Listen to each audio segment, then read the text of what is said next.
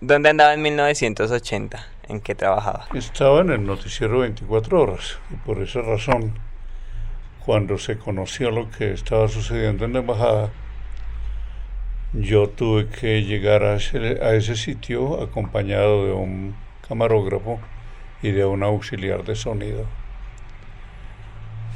y comenzar a registrar lo que allí estaba sucediendo. ¿Qué pasaba con los medios? Como sucede con toda esta clase de noticias, los medios están sorprendidos. Y los medios, al parecer, tienen que comenzar a improvisar. Es el primer error. Porque ante un hecho de estos, la improvisación lleva a cometer muchos errores. La pregunta sería entonces cómo evitar la improvisación.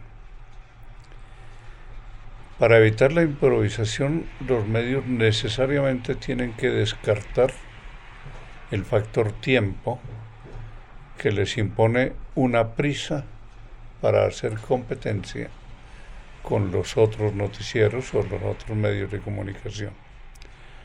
Que allí es donde surge una fuente de errores. Uno no está para competir con otros medios. Esa es una lógica puramente comercial. La lógica periodística indica que el gran objetivo es prestarle a los receptores de información la mejor de las informaciones. Y para que una información sea mejor, necesariamente tiene que ser profunda, o sea, de mucho análisis. Y uno de los elementos de ese análisis tendría que ser necesariamente la triple dimensión temporal. Allí debemos preguntarnos, y después íbamos corrigiendo eso, debemos preguntarnos cuáles son los antecedentes que tiene esta toma, que es cuando comenzaron a aparecer factores tales como los incumplimientos del gobierno, como la falta de diálogo con la guerrilla, como una búsqueda que no se había hecho de por qué la guerrilla estaba en lo que estaba. Y todos esos elementos que constituyen los antecedentes de un hecho. Un hecho es mediocremente informado si no tienes muy en cuenta cuáles son las causas que lo originaron. Por eso hay que remontarse siempre a los antecedentes. ¿Sucedió mucho eso en Villa Chiva? Sí, es que ya después le dieron el nombre de Villa Chiva, un nombre completamente desacertado, pero que correspondía a una de las preocupaciones de ese momento que todavía no han desaparecido. Que el periodista está para informar chivas y no para informar inteligentemente. Y la prueba de eso fue uno de los primeros episodios que se destacaron mucho, el de un periodista, creo que era de radio, sí, de radio, que no sé por qué razón resultó entrando a la embajada en calzoncillos. Creo que era por las normas que estaban dictando los secuestradores, los guerrilleros. Entonces, para evitar que alguien entrara allí con armas, se fue quitando los pantalones en la camisa y entró únicamente en calzoncillo. ¿Era para entender mejor el fenómeno? No. Era para estar allí y ganarle a la competencia. Entonces, soy consciente de que ese fue uno de los primeros errores que cometimos. ¿Qué lecciones nos puede dejar este episodio al periodismo colombiano? Primero, los acontecimientos no deben sorprender al periodista. El periodista puede haberlos previsto o por lo menos puedo haberlos construido en su imaginación. Esto es posible que suceda y esto que puede llegar a suceder, ¿cómo lo voy a afrontar? Ese escenario nunca se da y creo que es una de las lecciones que esto dio. Otra lección, ya esa de tipo positivo, fue la capacidad de los periodistas de reaccionar y de someterse a condiciones difíciles con tal de obtener una buena información. Allí, yo recuerdo, a mí me tocó pasar una noche en blanco, durmiendo a raticos sentado en un andén. ¿Por qué? Porque por la noche podía suceder algo. Los periodistas desplegaron mucha imaginación para vencer los obstáculos que había para tener buena información. Es natural que hubiera una voluntad de secreto por parte del gobierno, porque ese secreto era necesario para llevar a cabo una buena operación de rescate de los que estaban allí presentes. Ese fue un elemento positivo. Ayudó mucho también la colaboración entre los propios periodistas que, contrario a lo que es su lógica de trabajo, el periodista generalmente trabaja para su empresa y contra las otras empresas. Esa es una actitud mental muy conocida.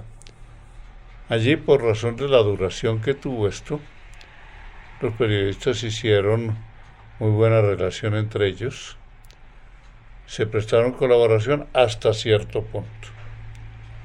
El punto que marcaba la necesidad de la empresa de ganarle a los otros y de dar una mejor información, no tanto por el servicio que prestaba, sino porque eso comercialmente era muy necesario para los medios de comunicación. ¿Cree que hemos aprendido estas lecciones a lo largo del tiempo? No, siguen sorprendiéndose los medios, siguen en competencia comercial y sobre todo siguen sin adoptar una actitud analítica frente a los hechos. Cuando te digo analítica, tiene que ser ir más allá de ser un registro pasivo de lo que sucede, como si fueran espejos mecánicos que reflejan la imagen y punto. Allí eso hizo falta y sigue haciendo falta en el cubrimiento de las informaciones en Colombia. El periodista se limita a registrar y a hacer entrevisticas. Entonces, cuando el periodista ha logrado entrevistar que si al comandante de la policía, que si a un guerrillero, etcétera, ya siente que su trabajo terminó, cuando solo ha comenzado, porque esos son algunos de los elementos necesarios para que pueda analizar las cosas de modo que el receptor de la información entienda qué pasó, por qué pasó y para dónde van las cosas. Eso todavía está haciendo falta y es una parte de la experiencia que se tuvo allá y que se repitió en otras partes, el caso de Armero y de la toma del Palacio de Justicia, que son cosas que no se han aprendido. Tal vez porque hace falta mucha reflexión sobre los distintos hechos que se cubran. Lo lógico después de que terminó todo lo de la toma de la embajada hubiera sido, bueno, ahora vamos a ver los materiales. Ahora vamos a escuchar los testimonios de ustedes. Y ahora vamos a pensar, primero, en qué acertamos. Segundo, en qué nos equivocamos. Tercero, qué hubiera sido lo mejor. Ese examen no se está haciendo. Y resulta que el periodismo se aprende y progresa a partir de los errores. no de los aciertos. Lo común es chiviamos a la competencia.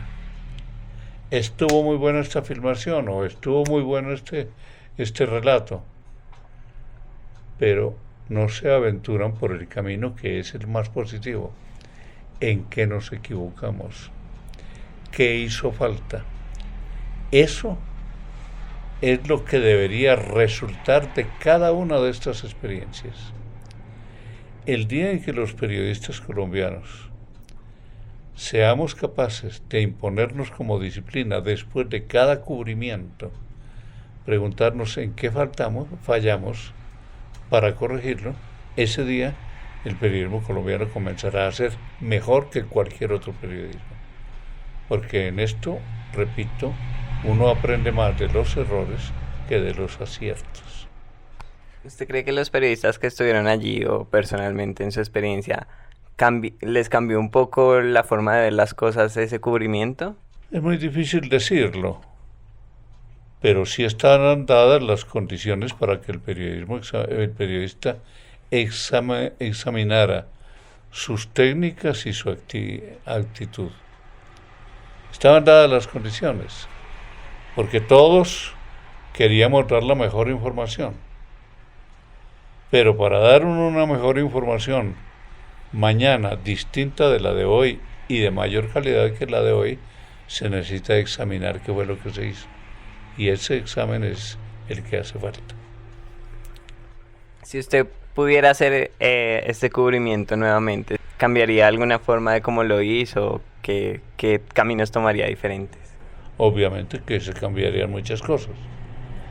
Por ejemplo, un cubrimiento de eso no lo debe hacer un periodista solo, sino debe mantener un permanente contacto con un equipo en la redacción. ¿Cuál es la tarea de ese equipo? Ese equipo es el que tiene que estar examinando, buscando cuáles son los antecedentes de ese hecho. Ese equipo debe estar consultando cuáles pueden ser las consecuencias que tendrá ese hecho. No, el periodista estaba solo. Yo estaba solo y lo que pudiera obtener allí es lo que después contaría el noticiero. Eso es un error. Nunca un periodista es capaz de hacer el cubrimiento total de un hecho. Debe contar con un equipo que le ayude a investigar, a conseguir testigos, gente experta que le pueda hablar sobre el asunto. Allí había que hablar con diplomáticos, porque eran diplomáticos los que estaban secuestrados. Había que hablar con los conocedores del movimiento M-19. Si era posible hablar con antiguos guerrilleros, hablar con ellos. Porque todas esas fuentes dan una visión muy distinta, que tiende a ser muy completa del hecho. Periodista que está solo tiene sus ojos y sus oídos. No tiene oportunidad de otras miradas y otras reflexiones y datos sobre el hecho.